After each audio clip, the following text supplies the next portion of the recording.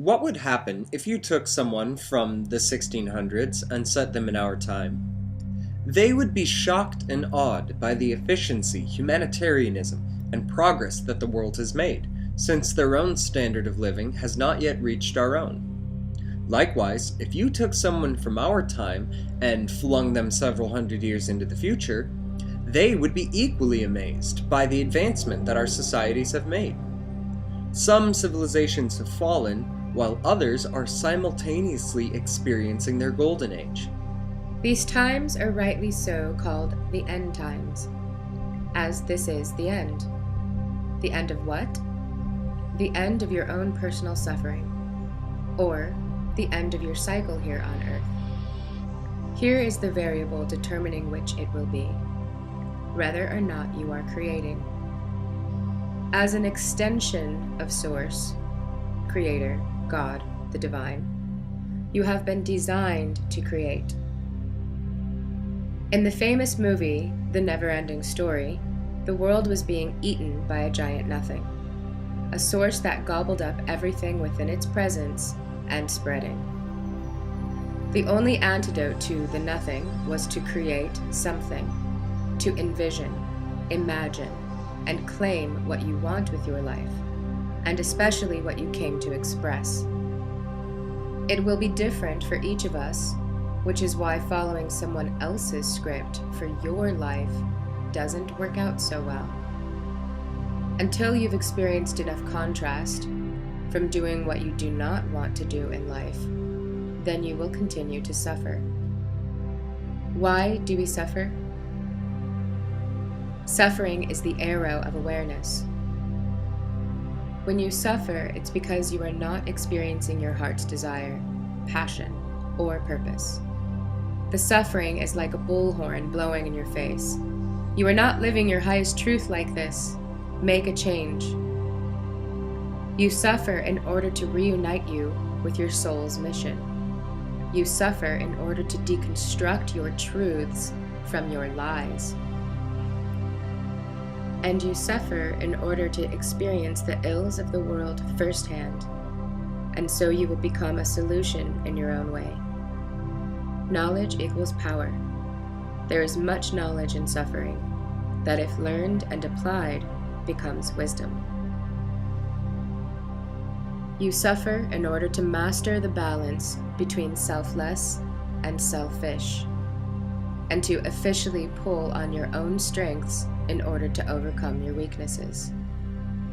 To discover who your real friends and true family are. To sink your well of compassion for others going through similar struggle, and to one day pay it forward. The suffering is not the problem. It is showing you what you need to change in your life. Move toward your dreams, passions, desires, and destiny, and you will automatically activate the support system to help you along. Or stay in the despair and be swallowed by the nothing.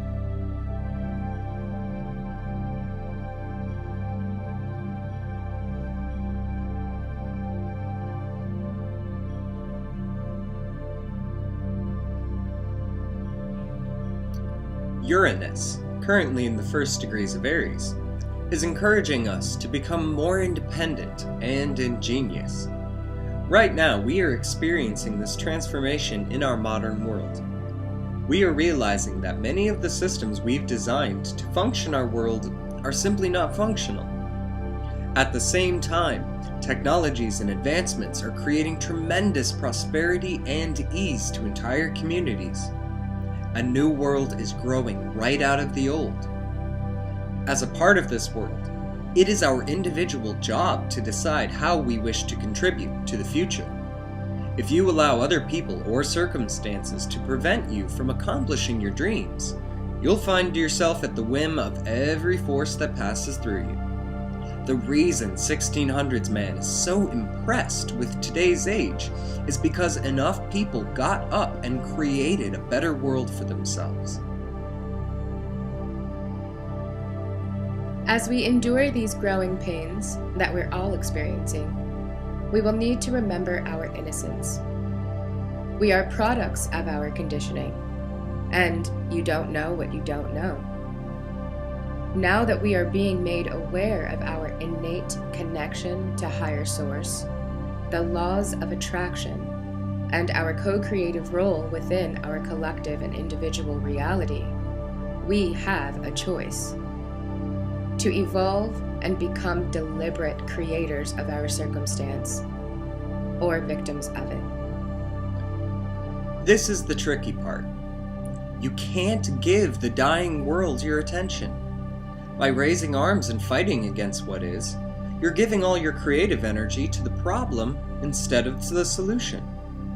Instead of complaining about the things in the world you don't like, why not think of a better way? As a human being, you're endowed with a very powerful mind that can learn new things.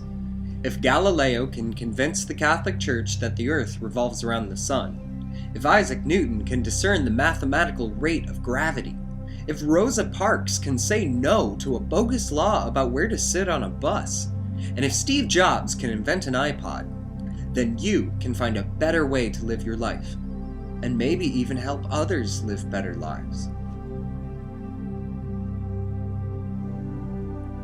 If you are experiencing suffering, please remember this one rule, TLC, tender, loving care. Do what you can to love and care for yourself and your loved ones unconditionally at this time. Love is greater than fear is the only equation when you and others are experiencing suffering. Love yourself and love everyone else in your life right now, as suffering is on most people's menu at this time in our collective evolution. Let everyone you love know how much they mean to you, and give them gratitude for how they have helped to shape you. Don't take anyone for granted. They are toting their own baggage and require your empathy and tenderness right now, and you require theirs. Create what you crave, and keep focusing your thoughts, feelings, and actions toward your dreams. Be the change you wish to see, and keep creating. Making a better world is not beyond your capacity. It can only be beyond your choosing. The difference between most people and the people you read about in history has nothing to do with money, intelligence, age, gender, race, or conditioning. People who influence their world simply say, "I am," and never give up. Our love and courage to all you warriors out there. Thank you for your bravery, compassion, and generosity. Keep loving.